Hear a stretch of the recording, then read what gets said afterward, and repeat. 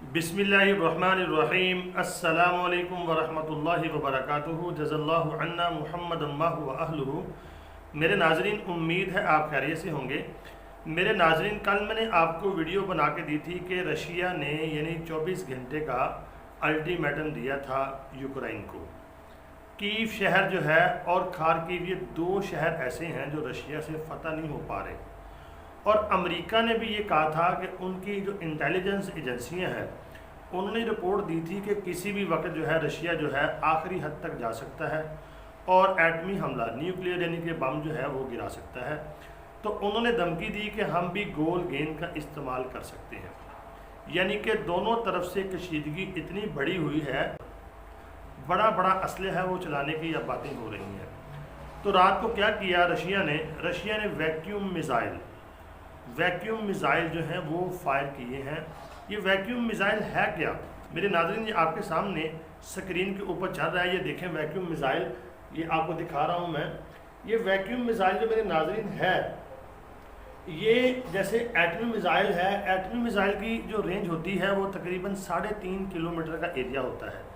3.5 kilometre के एरिए में दाएँ बाएँ जितना भी इलाका होता है वो एटम जो है उसको कवर करता है। उसके दरमियान कोई भी चीज़ आ जाए, इमारात आ जाएँ, दरख्त आ जाएँ, जानवर आ जाएँ, इंसान आ जाए, वो हर चीज़ जो है वो मलिया मिट कर देता है।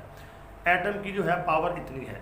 तो वैक्यूम जो मिज़ाइल है इसकी जो पावर है, इसके बारे में है कि ये 2 से 300 मीटर, किलोमीटर नहीं, 2 से 300 मीटर का जो एरिया होता है यानी दाएँ बाएँ चारों तरफ, ये उसको कवर करता है। यानी कि जब ये फटता है तो 200-300 मीटर के एरिया में जो भी कोई दरख्त हो, कोई जानवर हो, कोई इंसान हो, कोई भी चीज़ हो, उसको जला कर राख कर देता है।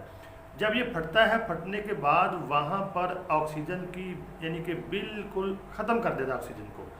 अगर कोई बंदा वहाँ पर बच भी जाए तो ऑक्सीजन की कमी होने की वजह से उसको सांस लेना मुश्किल हो जाती है, जिससे उसकी मौत हो जाती है।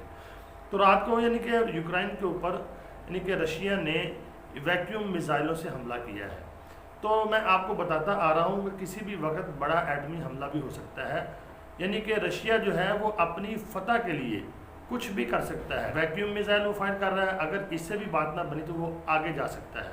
तो वैक्यूम मिज़ाइल है उसने फेंके हैं यानी कि यूक्रेन के ऊपर। तो ये जो जंग है ये शदीद होती जा रही है, ना कि कम हो रही है, ये बढ़ती चली जा रही है। मैं आपको बार बार बता रहा हूँ कि वार्न कर रहा हूँ कि ये एटमी जंग में बदलने वाली है। अगर कीव शहर और खार्किव शहर अगर रूस से फतह ना हुए तो वो एटमी हमला कर सकता है। ये अमेरिका ने भी यानी कि बयान दिया है। तो मेरे नाज़रीन, वजह ये है कि रशिया ने जब यूक्रेन के ऊपर हमला किया था तो उसका प्लान था कि मैं 3 से 7 दिन के अंदर अंदर यूक्रेन को फतह कर लूँगा। आपको पता है जब वो बंदा को पावरफुल हो तो उसके पास सारे वसाइल भी हों तो वो जब ज़िद भी आ जाता है तो फिर वो कोशिश करता है कि मैं अपनी ज़िद को पूरा करूं। तो रशिया आपको पता है कि सुपर पावर रहा है। सोवियत यूनियन जब था तो उस वक्त इसकी बड़ी पावर थी, असलहा तो उसके पास है। तो आखिरी हद तक वो जाएगा। अभी वो टेस्ट कर रहा है, अभी वैक्यूम मिसाइल मारे उसने, अगर वो यानी कि सरेंडर ना किया यूक्रेन के सदर ने तो फिर आखिरी हद तक भी वो जाएगा। तो मेरे नाज़रीन, मेरी कोशिश ये होती है कि एक वीडियो आपको वर्ल्ड न्यूज़ की कोई आपके सामने शेयर कर दूं जिसमें ना ज़्यादा मसालेदार खबरें हों ना झूठी खबरें हों।